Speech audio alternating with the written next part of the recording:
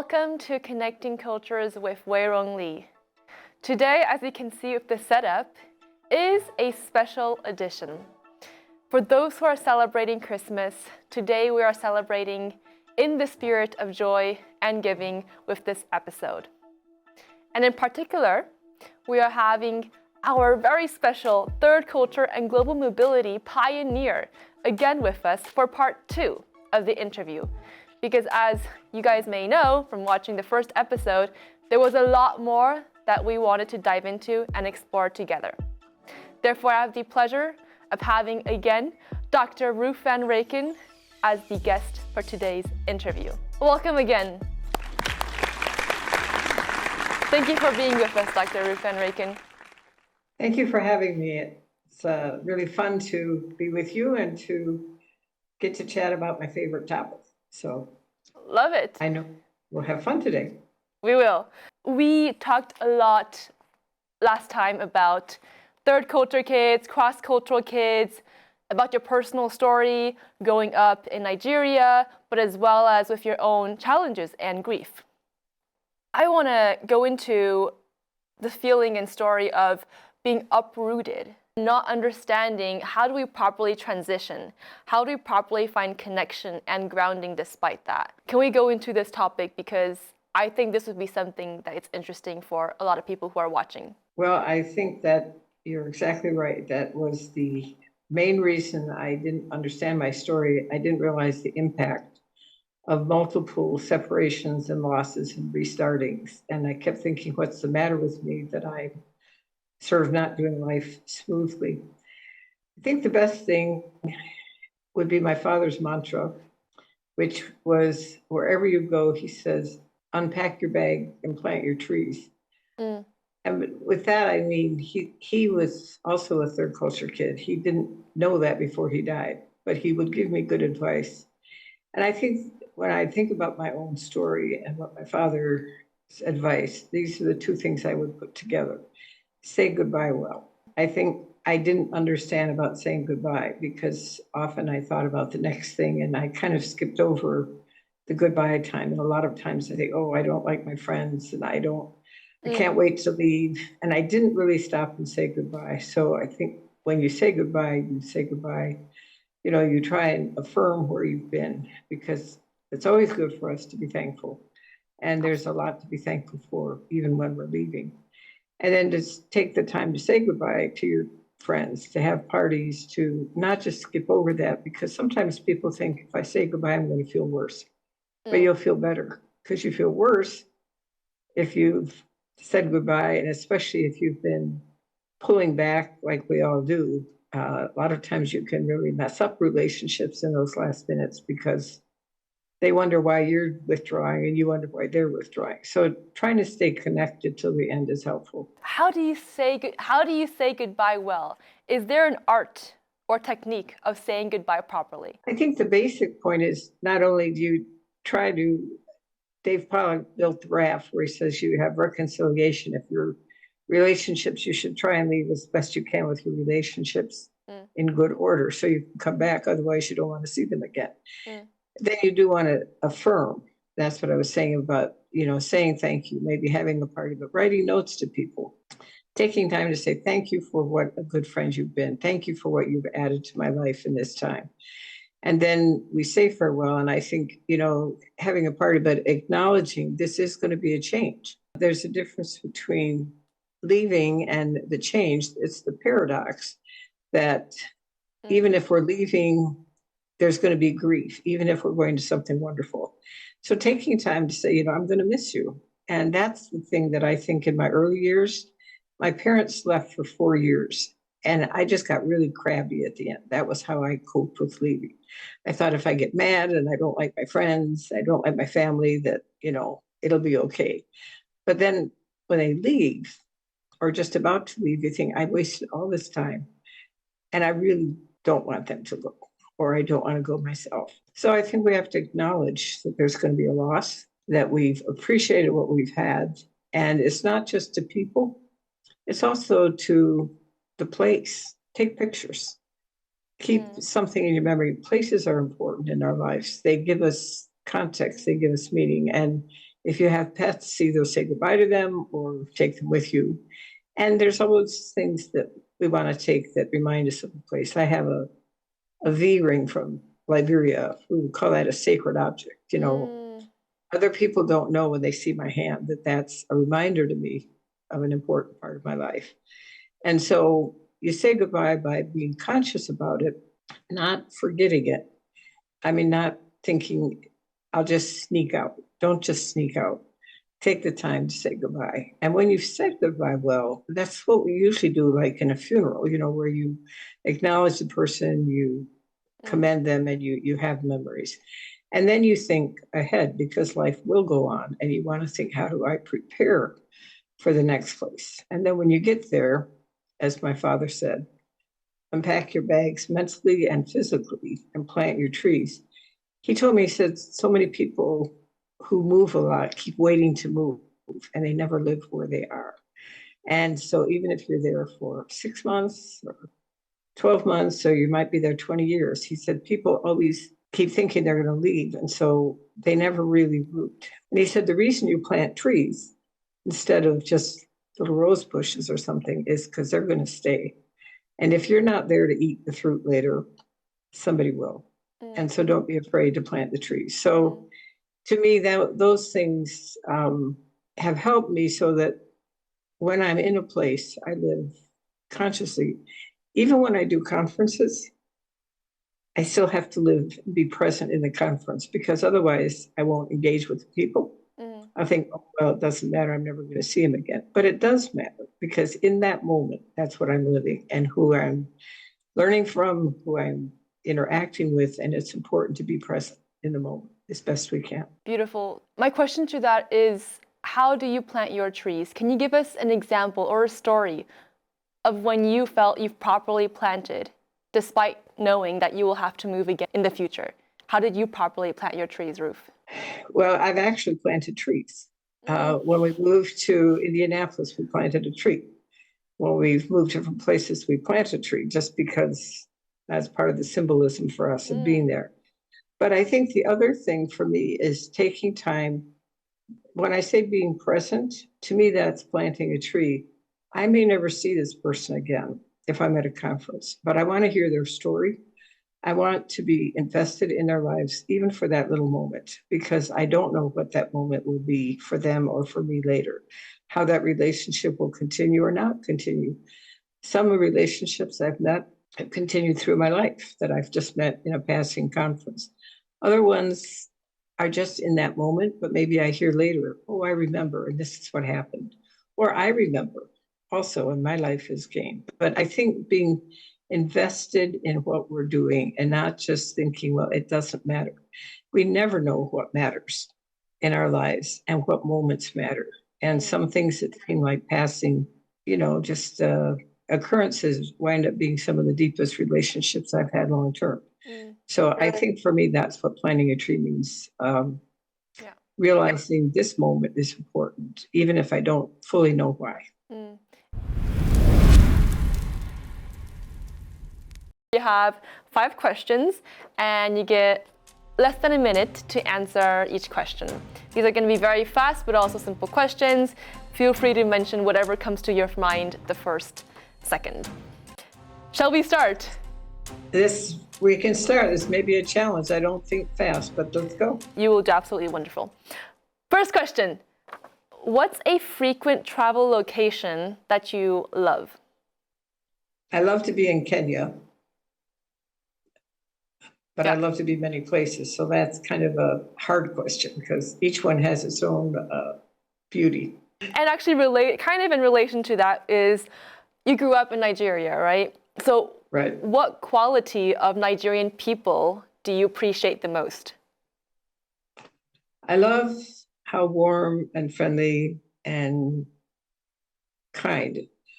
I think, unlike American culture, the culture in Africa is to invite strangers in, to be kind, to give them food, to be hospitable. So I think hospitality is certainly one huge gift that I received from them growing up, and many since then. And what is one word to describe your TCK upbringing?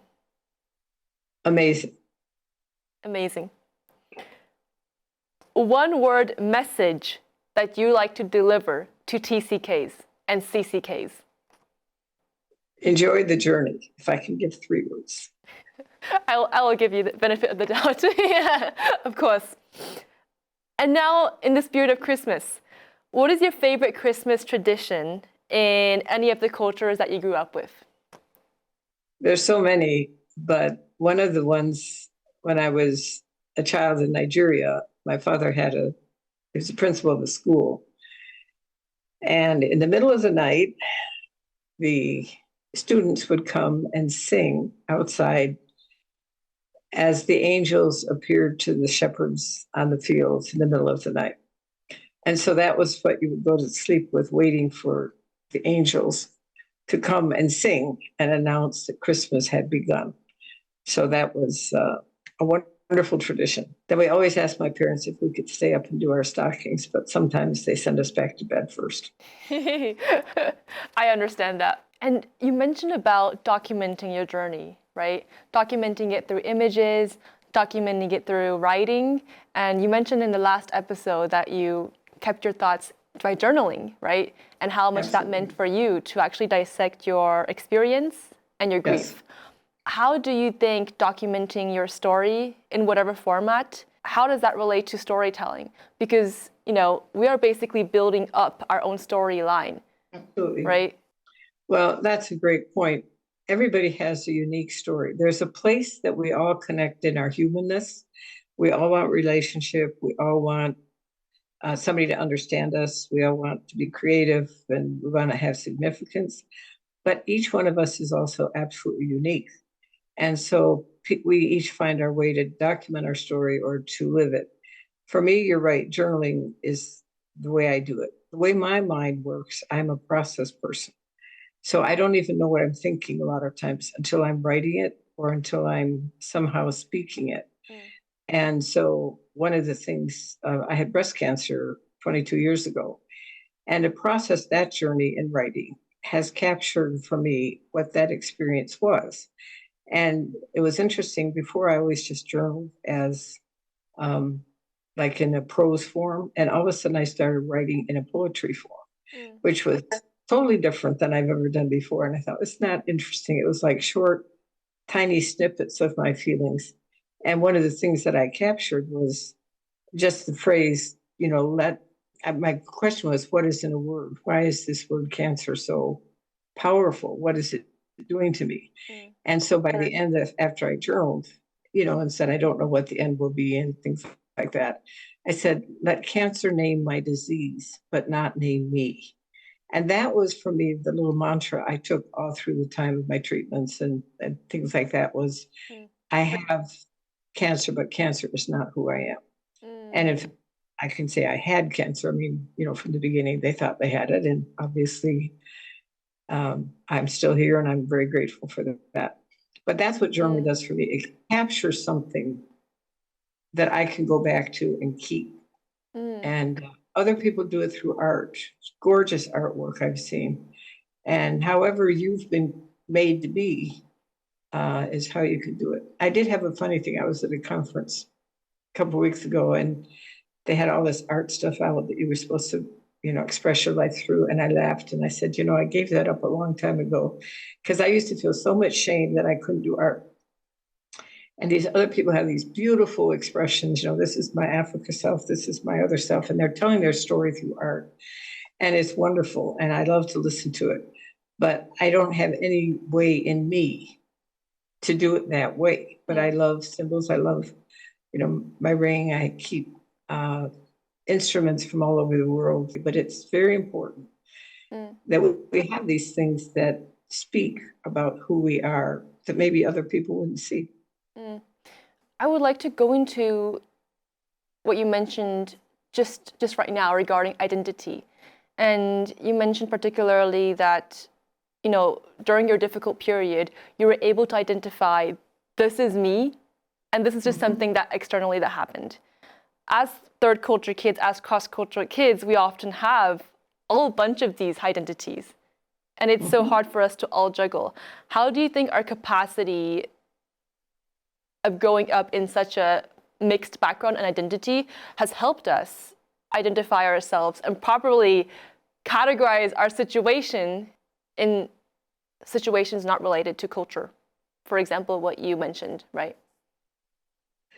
Well, I think there's a part of me, no matter where I am, I will be me. The way my mind thinks and processes things is going to be whatever culture I'm in. I'll look at it, I'll think about it, I'll process it, I'll wonder about it. I think in questions, no matter where I am. Other people don't think in questions, but that's how I think. So when I start to see what is the same about me, no matter where I am, I can, appreciate that. I also can appreciate listening to stories in all these cultures, because there is this place of connection with people that the details of their story are different, but the essence of our humanness, is a connecting place. And then I start to think, I'm not just pretending to switch. Somebody said a long time ago, he said, my life is like windows. I know all the windows are open, all the whatever are open, but I have to operate in the one that's on the screen. And so I've come to embrace that actually I have many places I feel at home. I feel at home in different ways. If I'm in Africa, I feel at home in this wonderful transcendent way of, this is the world I know and I love it. But I also feel at home when I'm in the international community in any place, because I think, people share my story here. They understand. I feel very at home here in Indianapolis when I'm with my grandkids. And I think we can learn to be the many, and yet we are all in one.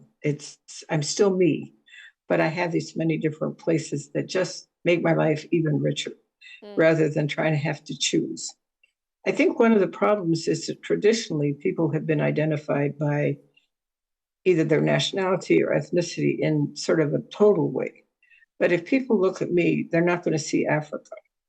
So we have sort of these hidden identities that we, in the end, have to affirm for ourselves. But also, that's why when we meet on a podcast like this, I would guess that a lot of people who are listening to your TV show also have many senses of being at home and many senses of this is who I am, but it's also I'm the other, and it's okay to be all of the above. Absolutely. And I'd also like to kind of mention a point which is regarding cross-cultural skill sets and individuals having this capability, again, to have experienced a life very rich because of their travels, because of their interactions. And with that, assuming that they would also have a lot of skill sets, practical, soft or hard. How do you think cross-cultural kids contributes to the global mobility workforce and the entire kind of economy? What is our role? I think a lot of times we don't even know what we are giving because it's so much part of us. I was doing something on diversity for some company, and we were talking about what the skill sets were. And this person who was from another culture that was very warm and personal and all that, he said, I never thought about that. People always say I'm kind of the peacemaker. I kind of see all sides. And he said, I never thought about that as coming from my childhood, where we negotiate different cultural worlds and cultural views. I think certainly many people speak many languages, or at least more than one.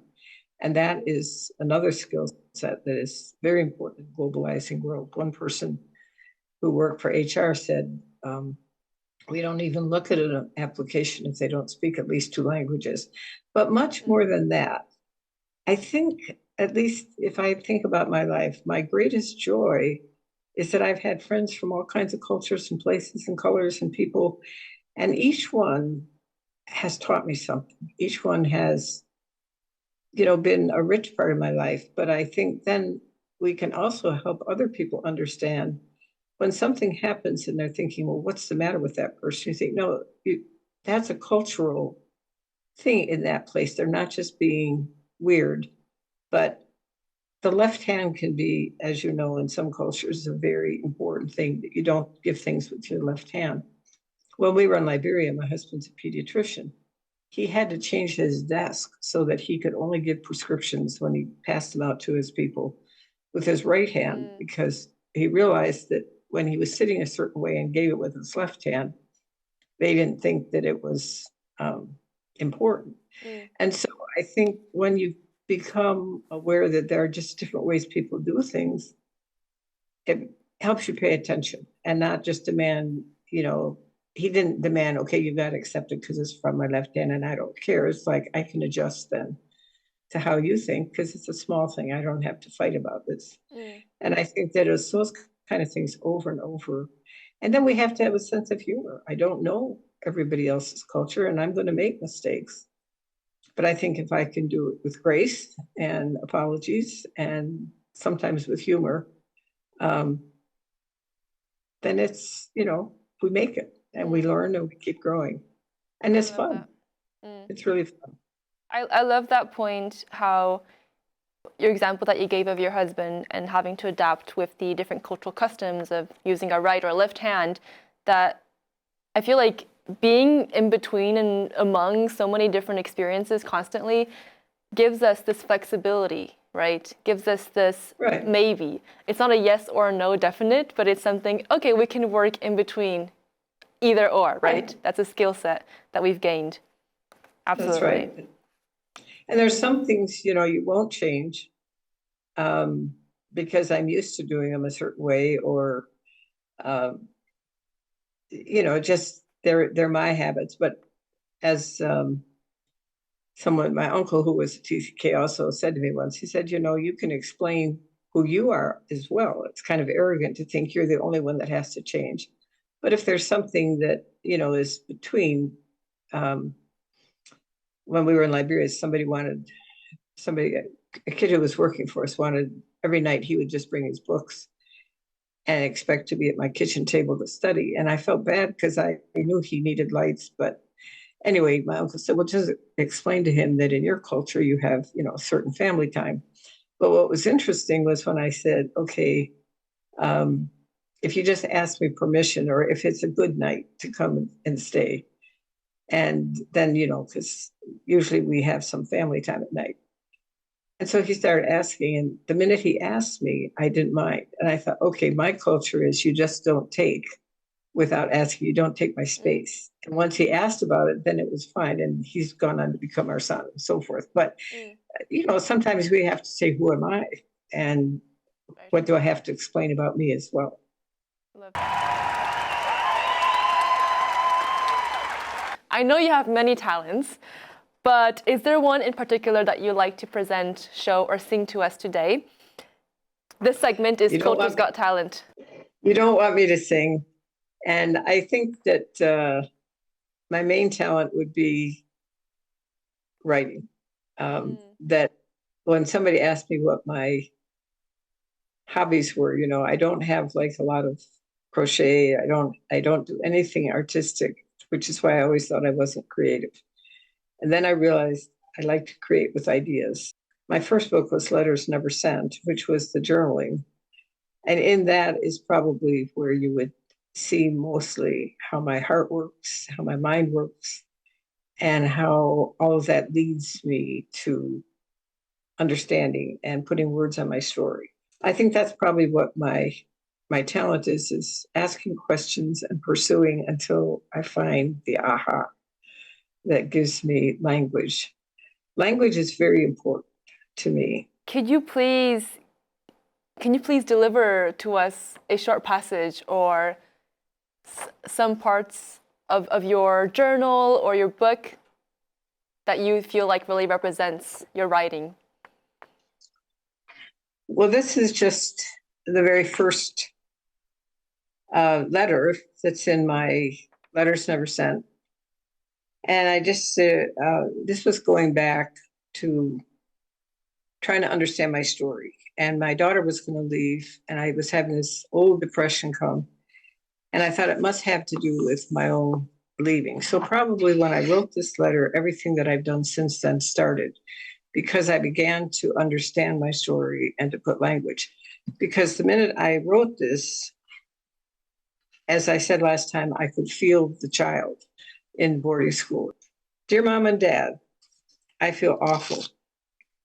Something inside is squeezing me so bad I can hardly breathe. You said it would be fun to get on the plane and go to boarding school, but so far it isn't. I couldn't stop crying on the airplane, but I didn't want the other kids to know. I kept my face to the windows so they might think I liked watching the clouds. When I got to school this afternoon, I was still crying and I just couldn't stop. The missionary aunties who met us said I should be more like Maybeth. Try to be big and brave like your sister, they said. She's not crying.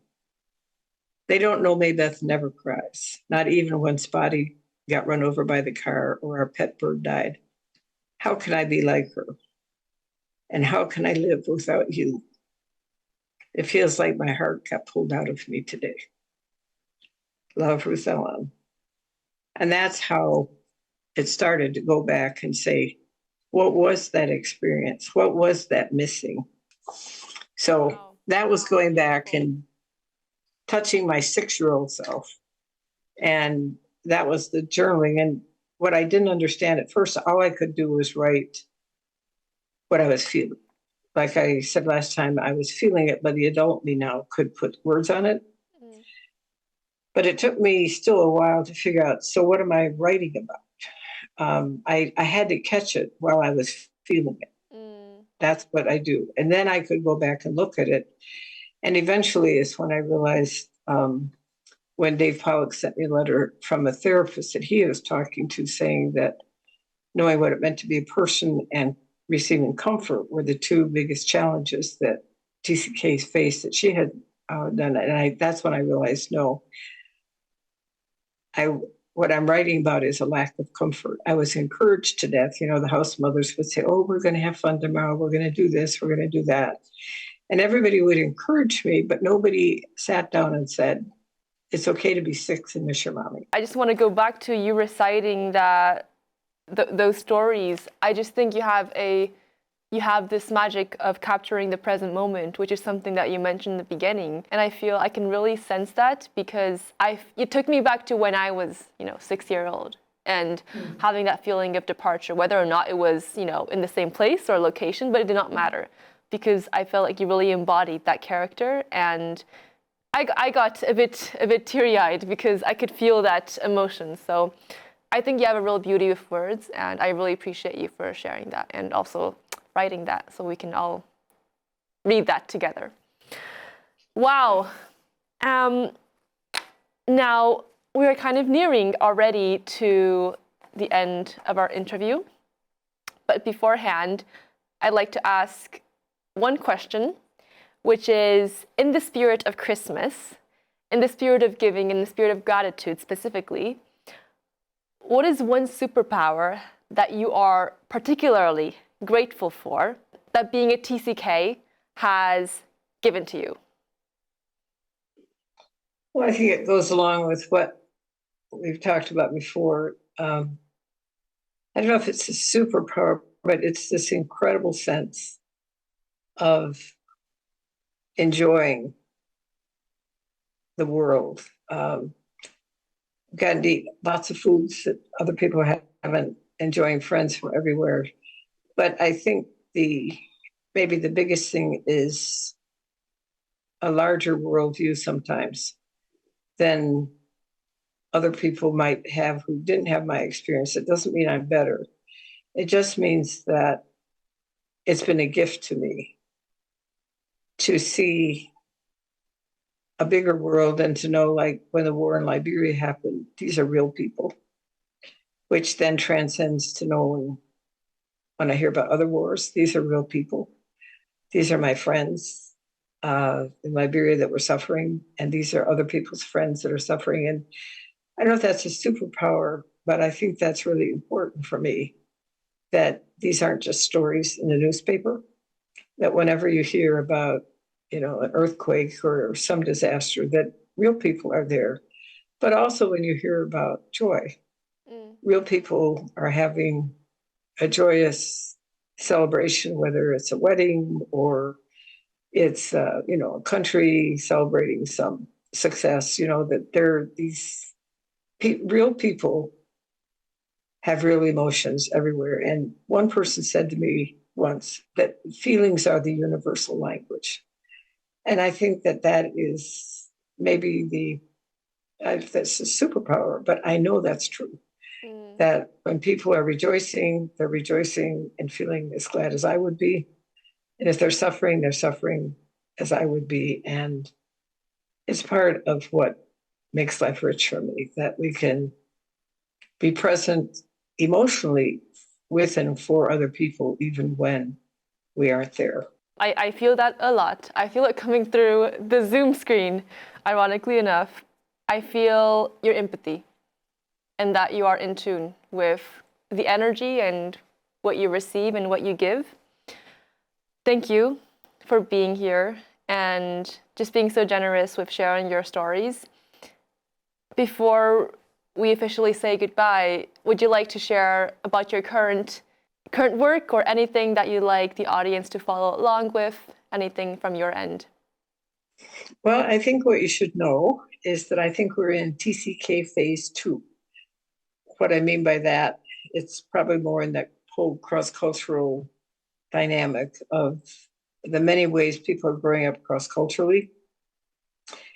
And so I'm 78 now, and I feel like my main job is to prepare the next generation or to encourage them who have lived a much more complicated story than I lived to understand what does this mean? How do we unpack it? How do we use it? So I was at a conference a couple of weeks ago. Well, I actually was sick, so I couldn't go, but I did from the television screen and passed the baton to the next generation. And I felt like, I've had my turn. It's your turn now, because there's so much. We just began to understand really what a global childhood means, what cross-cultural childhood is. Not always that everybody travels globally, but the world is changing. And the very few people will grow up like they used to, where they're in one place and everybody around them is the same. So how do we maximize that and not run away from it in fear? So that would be I always say that my main job in life is being a cheerleader, trying to encourage, because I believe that as I was given the wisdom to take the next step when you don't know what you're doing, just do one thing at a time. So that is for your generation. And I appreciate so much what you're doing, that you're getting the word out, that you're going to start conversation. And it's in the conversations and telling the stories that we start to learn, because that's how it's come so far. That's how far it will be. So that's my present thing, is to try to mentor and encourage and help all of you build on what has been done. But there's so much more that is still to do. A pleasure. Thank you, dear Ruth, again, but as well now for everybody who took away so much, I believe, from your journey and your experiences. Thank you for all the viewers who are watching. Thank you for your time. If you have any questions, once again, to dear Ruth or to us, please feel free to put it in the comments below. Also give us a thumbs up if you enjoyed the episode. And we will see you back on Raw Culture on all our social media. There's not a chance that you'll miss us.